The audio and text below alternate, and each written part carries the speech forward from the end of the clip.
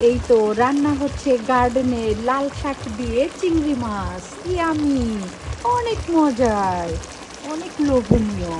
এভাবে রান্না করে খেয়ে দেখুন, অনেক টেস্ট।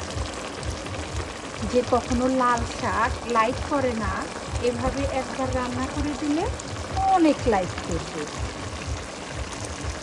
এগুলি যখন রান্না হবে তখন আপনাদেরকে সঙ্গে নিয়েই রান্না করব। এই যে দেখুন, অনেক সুন্দর।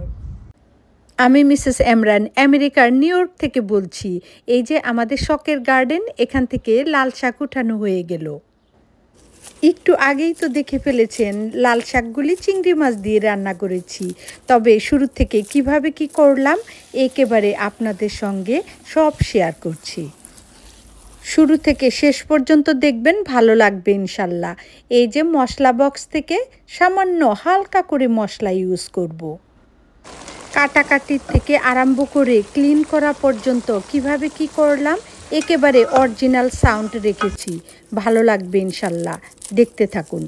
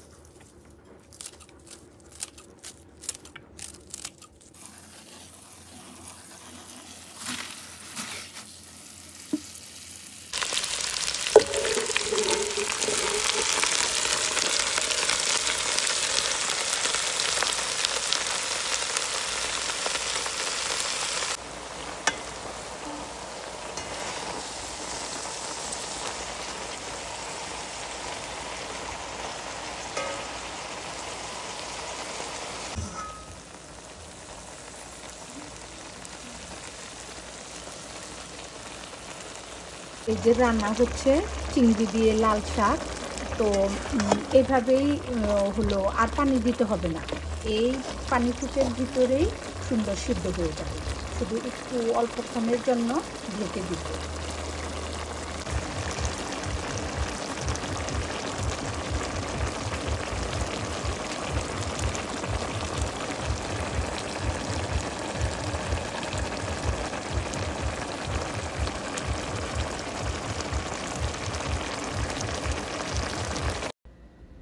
দেখলেন তো ভাবি, আপু ভাইয়ারা, মাত্র কয়েক মিনিটে একেবারে ঝটপট রান্না করে নিলাম চিংড়ি দিয়ে লাল শাক।